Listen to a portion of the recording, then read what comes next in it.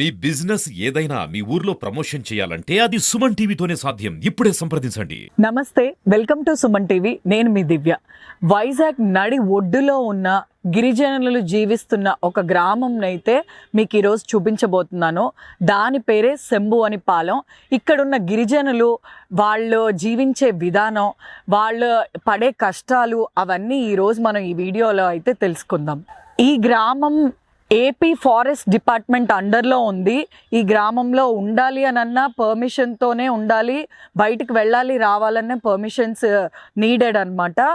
చూస్తున్నారు కదా, నా వెనకాల అంతా ఒక అడవిలో వెళ్తున్నట్టు అయితే ఉంది. మనం ఏమాత్రం ఆలస్యం చేయకుండా ఇప్పుడు గ్రామంలో అయితే ఎంటర్ అయిపోదాం. ఎంటర్ అయ్యి గిరిజనుల జీవన విధానం అయితే ఇప్పుడు మనం తెలుసుకుందాం. చూసారా ఎంత చక్కటి ప్రకృతి ఉందో, కొండల మధ్య వీళ్ళైతే జీవిస్తున్నారు. చాలా అద్భుతంగా అయితే ఉంది ఇక్కడ. ప్రెజెంట్ అయితే మనం ఊర్లో ఎంటర్ అయిపోయాము.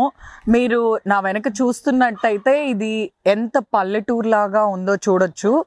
వైజాగ్ నడి మధ్యలో ఇంత చిన్న ఊరుంది, కానీ ఈ ఊరు కోసం ఎవ్వరికి తెలీదు అనే మాట వింటేనే చాలా ఆశ్చర్యకరంగా ఉంది. శంభువనిపాలెం గ్రామస్తులు వాళ్ళ జీవన విధానం మరియు వాళ్ళు ఎలాంటి రకమైతే కష్టాలు పడుతూ ఉంటారో ఇప్పుడు వాళ్ళ మాటల్లోనే మనం అయితే అడిగి తెలుసుకుందాము. నమస్తే అండి, మీరు ఎప్పటి నుంచి ఇక్కడ ఉంటున్నారండి? మేము పూర్వం కానించి అప్పుడు పెద్దలు ఉండరండి, నుంచి ఉండేవారు. మాకు అప్పుడైతే మరి ఎంతవరకు అనేది తెలియదు. మేము పెళ్లిళ్ళు చేసుకొని మా తాతగారు ఈ ఊరు కాబట్టి మా తాతలు మా అమ్మ లాన్న తాతలు తెలియదు, కానీ మా అమ్మ లాన్నలు మాత్రం తెలుసు మాకు. అంతవరకు కూడా మనం ఇక్కడ ఉన్నట్టు మాకు తెలిసి, ఇంకా పెద్దవాళ్ళు ఉన్నారు వాళ్ళకైతే తెలుస్తుందండి ఎన్ని సంవత్సరాల నుంచి. అంటే అప్పుడు 2-3 ఇల్లు ఉండేవంట అప్పుడు ఈ ఊళ్ళో. పాత ఊరు అని అక్కడ ఉండేదంట. అక్కడి నుంచి ఇలాగ కోన్లే అయ్యి ఎప్పుడో వచ్చాయి, అప్పుడు ఇక్కడ కొట్టుకుంటారు అంతే. అప్పుడైతే అన్ని గుడిసెలే మాకైతే. అంటే ఈ ఊరు నుంచి వెళ్ళి దబ్బంది అని ఉన్నది, ఆ దబ్బంది నుంచి కొని తెచ్చుకొని పూలలో ఎట్టి మోసుకొని అప్పుడు ఇల్లు కట్టుకున్నారంట. అప్పుడు పూర్వంగాల్లో నాకు వచ్చి అయితే రోజు మీ జీవన విధానం ఎలా ఉంటుందండి? మా జీవన విధానం అంటే అప్పుడు అడవి కొడతారు, అడవి కర్రలు అమ్ముకుంటారు అన్నమాట మేడం. మేము కర్రలు కొట్టుకునే బతికోలేము అప్పుడు. ఇప్పుడు అంతే పనులు కూడా మాకు ఏట్లు లేవు. కష్టపడితే బయటకు వెళ్ళిపోయి మా మగవాళ్ళు వెళ్ళి తెచ్చి తింటేనే మేము తిన్నట్టు మా పిల్లలు మేమును, లేకపోతే మాకు పనులు ఏట్లు లేవండి మేడం. వైజాగ్ నడి మధ్యలో ఇది ఉంది కదా, దీని చుట్టుపక్కల మొత్తం అడవి కొండలే ఉన్నాయి.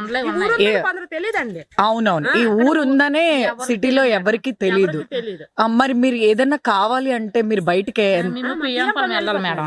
పిఎంపాలెం వెళ్ళి తెచ్చుకోవాలి మేడం. అదేనా మా ఆయన వెళ్ళి తెస్తే మేము తిన్నట్టు, లేకపోతే మాకు పండ్లు పాటలు కూడా ఇక్కడ ఏటి ఉండే మేడం. అసలు కనీసం మాకు ఏవి అవకాశం దొరకడానికి ఇక్కడ ఏం లేవు మేడం. ముందైతే మీరు కర్రలు కొట్టుకొని బతికేవారు. ఇప్పుడు ఎటువంటి విధానాలు మీరు ఎంచుకున్నారు? ఇప్పుడు ఎంతండి, మా పరిస్థితి రాకూడదు, ఎంతో అంతో ఏదో కష్టపడి మా పిల్లలు చదివించాలా ఆ కోరిక. ఒక బాబులు అయితే 10th వరకు 12 వరకు చదివించావా, డిగ్రీ వరకు.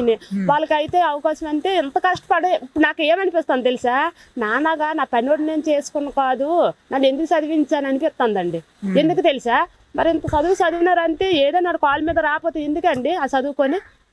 అంతే కదా, మా కూలోడి పని అయినా ఏ కూలి చేసుకుని బతుకుతారు కదా, అది లేకుండా అయిపోయింది. ఇక్కడ చదువుకుండా ఏ ఉద్యోగాలు లేవు. ప్రెసెంట్ డేస్ లో ఇంత పొల్యూషన్ ఉండే సిటీస్ లో ఉండి మనం ఎంతో ఫీల్ అవుతూ ఉంటాం, కానీ ఇక్కడుండే వాళ్ళు మాత్రం దాన్ని ఒక శాపంగా అయితే ఫీల్ అవుతున్నారు.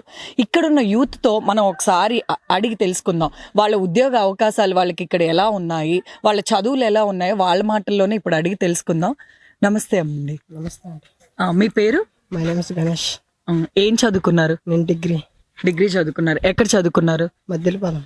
రోజు వెళ్ళాలంటే మామూలుగా వెహికల్స్ వెళ్తే దాని మీద వెళ్ళడమే, వెహికల్స్ లో వెళ్ళడమే. బస్సు అయితే మార్నింగ్ 7:30కి వస్తుంది, మళ్ళీ ఈవినింగ్ రాదు. మళ్ళీ పిఎంపాలెం దాకా వచ్చి అక్కడి నుంచి మా ఊళ్ళో వెహికల్స్ వస్తే రావడం, లేకపోతే నడిచి వచ్చేయడం ఇంటికి. ఇంత దూరం నడిచే వస్తారా? ఇంటర్ అలాగే చేస్తాను. ఇంటర్ కూడా అలాగే నడడమే, ఏ ఫెసిలిటీస్ లేవు మాకు.